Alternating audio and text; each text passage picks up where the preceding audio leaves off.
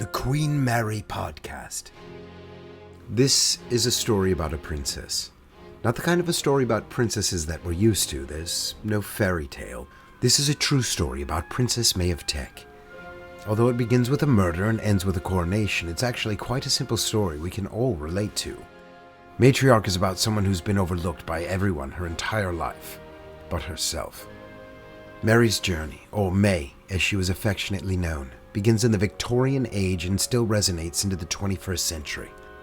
Victoria Mary Augusta Louise Olga Pauline Claudine Agnes, also known as Princess May of Teck, the Empress of India, Queen Consort of the United Kingdom and British Dominions, Queen Mother of the only man to abdicate the throne, and the grandmother of Queen Elizabeth II. But who was she? I'm always glad you don't know, because it's my pleasure to introduce her story to you. Episode 1, Aunt Queen, November 4th, 1891. Princess May of Teck is finally on her way to Balmoral Castle. This is not a metaphor. She is literally in a carriage on her way to Balmoral. This is everything she's prepared for her entire life. The butterflies are spinning around her thin little waist. Nice figure, that one. Always preparing to look her best, especially her hair, which will become her trademark.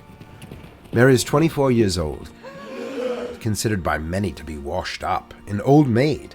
In fact, rumor was if she wasn't married and pregnant by 25, they were thinking about putting her down behind the old barn. Princess May of Teck didn't care about such nonsense. She always believed age and gender don't define a person. Dignity and honor do. The dignity to understand what is expected of you and the honor to do the best you can. Those close to her call her May so as not to confuse her with her mother, Princess Mary of Adelaide, and nobody would ever confuse her with her mother, who was better known as Fat Mary. I know it's not as politically correct today, but that was her nickname, and the public adored her anyway. She looked a little like Alfred Hitchcock with Olive Oil's hair. If you knew who Alfred Hitchcock and Olive Oil were, you'd probably get a good chuckle out of that. May is the firstborn and most determined of her entire family, including her parents. Her early life was filled with love and education, but it was ultimately marked by embarrassment and judgment. Her father, Francis, was an Austrian-born nobleman with no dowry or inheritance. Zilch. Nada. Bubkis. Wait, that's not true. He had a large spending problem, but he and Fat Mary were truly in love. They seemed to be that fun couple at the pub, always buying rounds of drinks but have no money when the bill comes. Fat Mary, much like her daughter, didn't get married until much later in her life. She was 30, when most of her friends were becoming grandparents.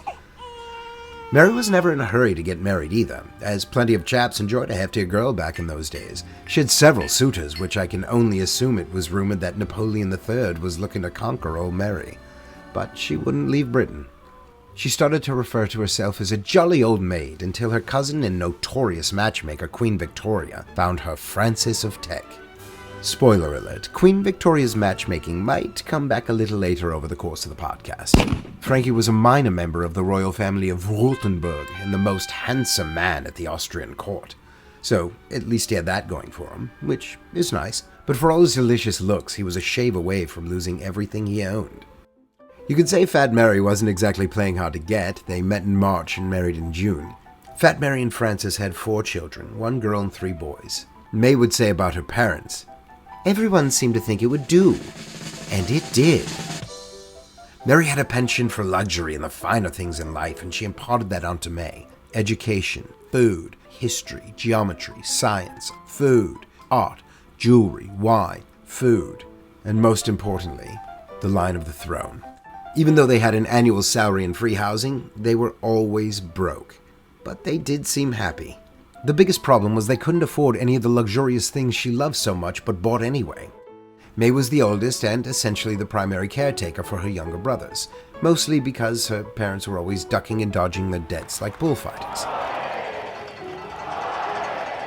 You can almost hear the conversation.